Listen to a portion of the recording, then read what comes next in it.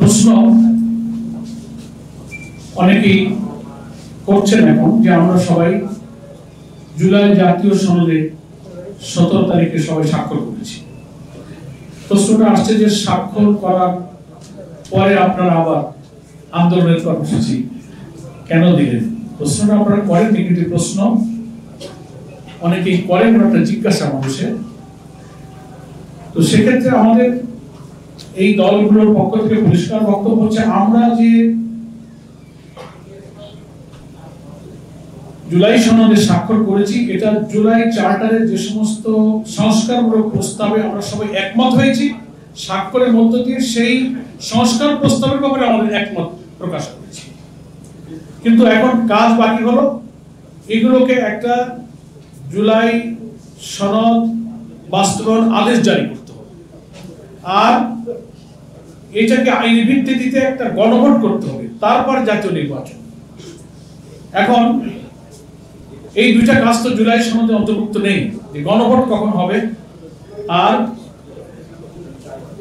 এর যে জুলাই সনদ বাস্তবায়নের যে আদেশটা কখন হবে, এই দুইটা জায়গা জুলাই সনদের অন্তর্ভুক্ত করে লিখিত নেই বলে অনেকেই প্রশ্ন করছেন যে আপনারা যে করলেন এটা যে বাস্তবায়ন হবে, কবে আদেশ জারি হবে, কবে গণভোট হবে, এটা নিষ্পত্তি তো এখনো হয়নি।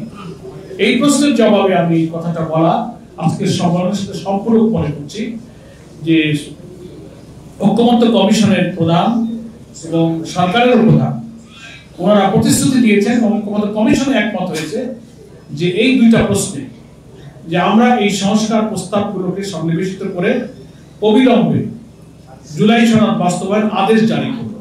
লিগ্যাল এক্সপার্টরা অনেকগুলো প্রস্তাব দিয়েছিলেন, কনস্টিটিউশনাল অর্ডার এবং নানান অর্ডারের চিন্তা হয়েছিল, কিন্তু লিগ্যাল এক্সপার্টরা বলেছেন জুলাই সনদ আদেশ একটা জারি করতে হবে, জুলাই সনদ বাস্তবায়ন আদেশ।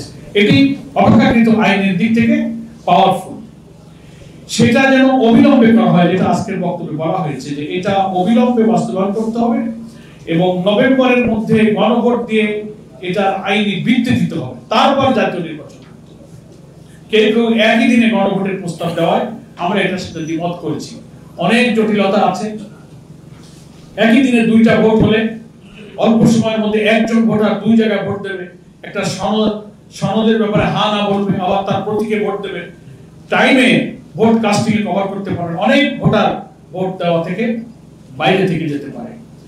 দ্বিতীয় প্রবলেম হতে পারে যে বাংলাদেশে কেয়ারটেকার হোক আর যতই সুষ্ঠু পরিবেশে নির্বাচনের চেষ্টা করা হোক, ইতিহাস বলে যে একটা বড় নির্বাচনে কোন কোন ভোট কেন্দ্রে ছোটখাটো কিছু দুর্ঘটনা, সহিংসতা, হানাহানি, মারামারি, আহত, দুই চারটা কেন্দ্রে ভোট বন্ধের ঘটনা কিন্তু ঘটেছে সব নির্বাচনে। যদি এই নির্বাচনে এমন কোনো ঘটনা ঘটে যে 5টা কেন্দ্রে ভোট বন্ধ হয়ে গেল, তাহলে সেটা তো জাতীয় নির্বাচনের কেন্দ্রের ভোট বন্ধ হলো, তাহলে গণভোটের কেন্দ্রের কি দশা হবে, ওই ভোটের কি করে গণনা হবে, ওই ভোটটা কি করে কাউন্টিং হবে, এতে কোনো ফলাফল হতে পারবে না। আরেকটা বড় প্রবলেম হচ্ছে যে জুলাই সনদে যেসব সংস্কার প্রস্তাব যাচ্ছে, একজন ভোটার যদি বুঝতে না পারে কোনটা হা হলো, হা জিতলো না না জিতলো, কোন কোন সংস্কারে জাতি হা বললো, এটা তো ভোটারকে আগে বুঝতে হবে, তারপরে না ভোট দিতে হবে। তো একই দিনে যদি জাতীয় নির্বাচন হয় আর গণভোট হয়, তো ফলাফল হচ্ছে না জেনেই কিন্তু জাতীয় নির্বাচনে ভোটটা দিয়ে দিল। এই কারণেও আমরা বলেছি যে না, একই দিনে ভোট হলে জাতির দুর্নজারের মধ্যে থাকবে, কনফিউশন থাকবে, আগে এই গণভোটটা করতে হবে। আপনারা প্রশ্ন করতে পারেন, সে কারণে এই 3টা জিনিস একটু আমরা ক্লিয়ার করলাম যে আমরা একই দিনে কেন গণভোটে রাজি নই।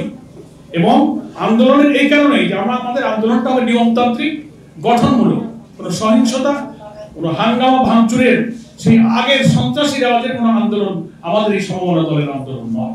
আমরা নিয়মতান্ত্রিক ভাবে সরকারকে, জনগণকে, দেশবাসীকে, প্রশাসনকে, ঐক্যমত্য কমিশনকে আমরা মেসেজ দিতে চাই যে আমাদের দাবি ন্যায্য, এটা আমাদের মানতে হবে। একটা হচ্ছে আদেশ দ্রুত জারি করুন, গণভোটের ব্যবস্থা করুন নভেম্বরে, এটাই আমাদের দাবি। তাহলে আমরা জাতীয় নির্বাচনে ইনশাআল্লাহ সুষ্ঠু নিরপেক্ষভাবে অংশগ্রহণ করতে পারবো। নির্বাচন সুষ্ঠু করার জন্যই আমাদের এই আন্দোলন, বাধার কোনো কারণই নাই। আমরা 2026-এর ফেব্রুয়ারিতে আমরা নির্বাচন চাই, নির্বাচন ওই দিনেই আমরা চাই, কিন্তু সংস্কার তো প্রায় হয়েই গেছে, শুধু আদেশটা জারি করা প্রয়োজন, গণভোটটা প্রয়োজন। দুইটা জায়গায় এসে আমরা এই আন্দোলন প্রয়োজন মনে করছি। আন্দোলন ছাড়া কর্তৃপক্ষ, যারা সরকার প্রধান, যারা কমিশনের প্রধান, তাদের দৃষ্টি আকর্ষণ করা, তাদেরকে আলোচনা নিষ্পত্তির দিকে উদ্বুদ্ধ করে তাদেরকে এক জায়গায় বসে ওনারা আলোচনা করবেন। এটা তো আন্দোলনটা তো একটা পার্ট অফ দ্য পলিটিক্স, এটা রাজনীতির একটা অংশ, এটাকে নিয়মতান্ত্রিকভাবে নিতে হবে এবং এই আন্দোলনের মধ্য দিয়ে আশা করি আমাদের দাবি পূরণ হবে। এটা নির্বাচনকে বাধাগ্রস্ত করবে না।